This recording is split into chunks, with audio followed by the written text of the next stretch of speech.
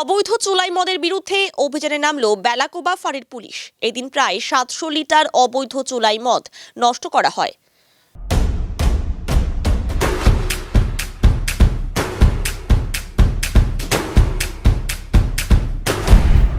Stay tuned.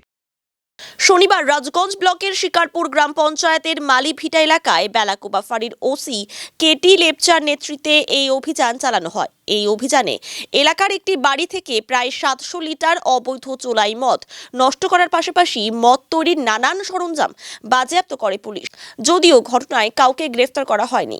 Police সূত্রে জানা গিয়েছে, অবৈধ চোলাই মদের বিরুদ্ধে এই ধরনের অভিযান লাগাতার চালানো হবে।